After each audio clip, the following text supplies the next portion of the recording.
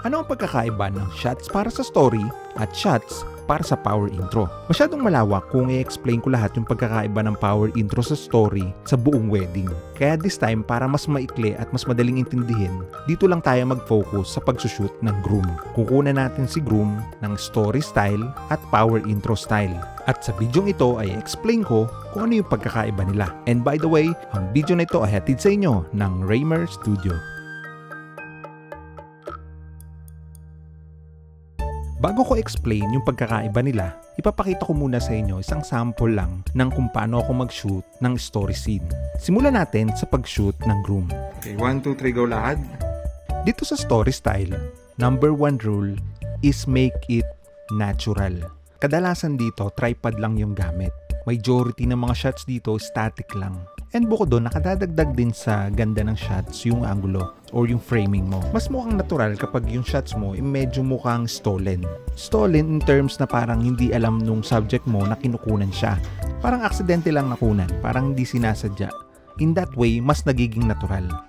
And ganito yung naging itsura ng shots na yon dito sa SDE. Kasunod nito ay nasa list din ng mga shots namin yung eksena ni best man together with the groom. Simple lang yung paggagawa ko dito. Isusuot lang ni best man yung coat kay groom na ang eksena is tinutulungan siya for his preparation. So para ma-incorporate natin yung story style, another tips is make it dramatic. So para magawa ko yun, ang ginagawa kong silhouette yung shots nila. And to do this, doon ko talaga sila pinapapwesto sa harap ng bintana. Minsan kasi yung mga ganitong angulo, on the spot ko na lang siyang naiisip. Depende sa itsura ng location, depende sa lugar. Meron din naman kasi mga location na hindi pang silhouette yung scene. So it's up to you kung ano yung diskarte na gagawin mo.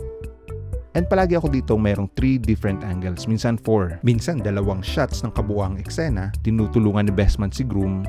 Isang shots na nakafocus kay groom, isang shots na nakafocus kay best man. Pag nakunan ko yung 3 or 4 na scene na yun, okay na. All goods na, hindi mo na kailangan pa ulit-ulit or gumawa pa ng ibang eksena.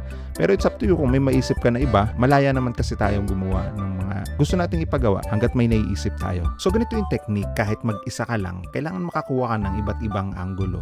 Mag-isa lang kasi yung isang videographer nagsushoot doon sa bride side. Dito tayo nagtatawanan, go!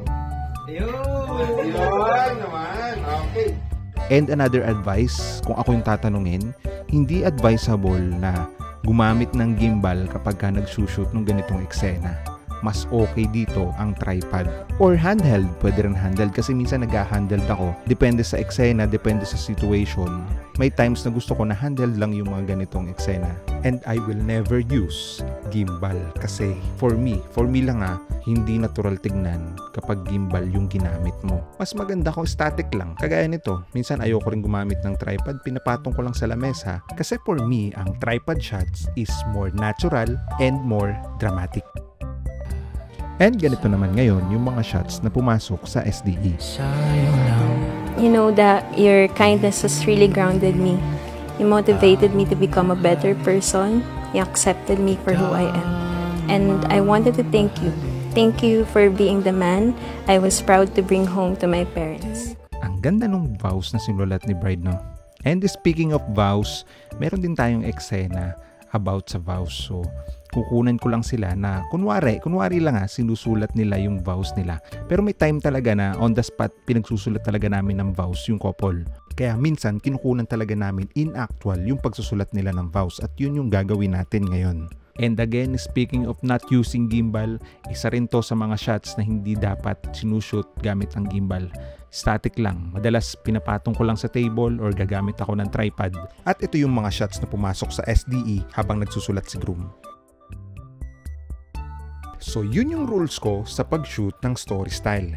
Ngayon, para malaman natin ang kaibahan niya sa power intro, let's do the power intro this time. Isi-set up ko na yung ilaw dahil kakailanganin ko ito. Mas gusto ko kasi sa power intro yung medyo may konting kadiliman.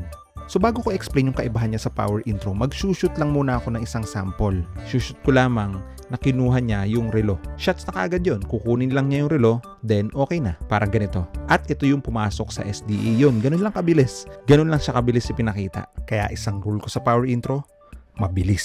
At this time ay pwede na akong gumamit ng gimbal. Kasi dito sa power intro ay pwede mo gamitin kahit ano. Tripod, handheld, gimbal, it's up to you. At dito sa style na to, mas marami yung movement. It's either mabilis yung movement ng camera mo or mabilis din yung movement ng subject mo.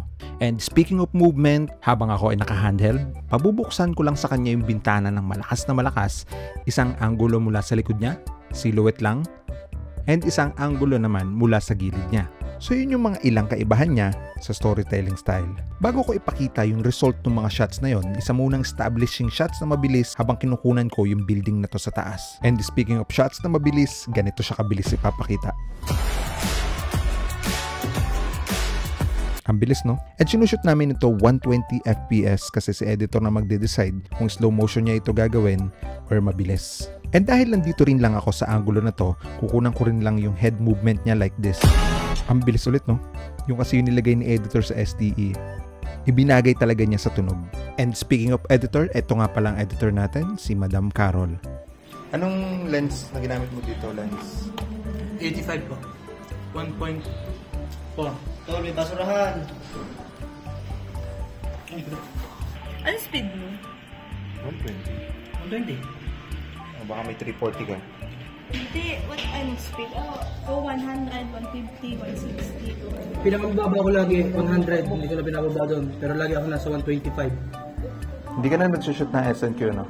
Hindi siya na. Hindi na. Ako din, hindi na rin. Kasi baka O, kailan ako nag-SNQ? Meron lang times na... Sige mo, pag-interview.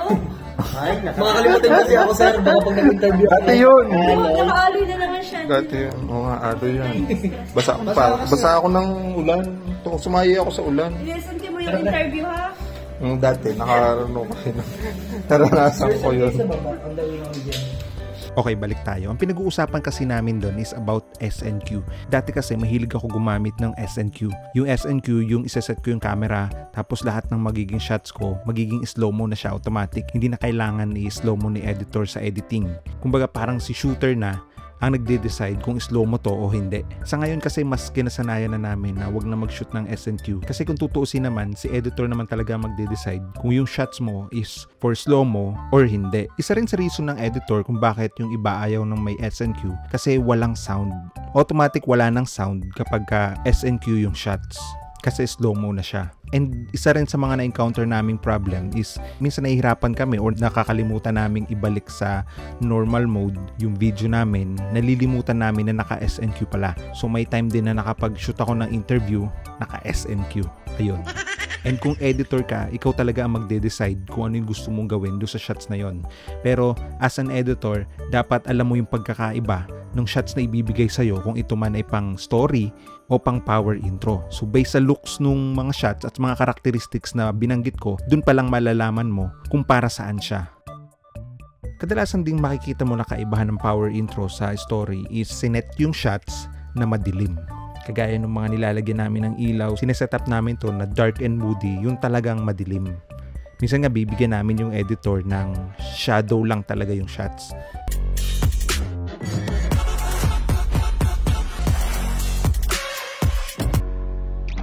So I hope na-explain ko sa inyo ng mabuti and I hope may natutunan ulit kayo. At kung meron kayong ilang mga katanungan, sulat nyo lang sa comment section at pipilitin kong sagutin yan lahat sa abot na aking makakaya. At mas masasagot ko yung mga nasa comment section kesa doon sa mga nag-PPM sa akin directly. Mas gusto ko kasi dito na lang sa platform na to. And kung gusto nyo mapanood yung final output ng SDE mismo, mag-iiwan ako ng link dito sa baba para mapanood nyo. And lalo na sa mga baguhan at lalo kung bago ka pa lang sa channel ko, pakihit naman yung like button, pa-share na rin at saka pakiclick na rin yung notification bell para updated kayo sa susunod kong upload. Maraming salamat sa panonood. Happy shooting!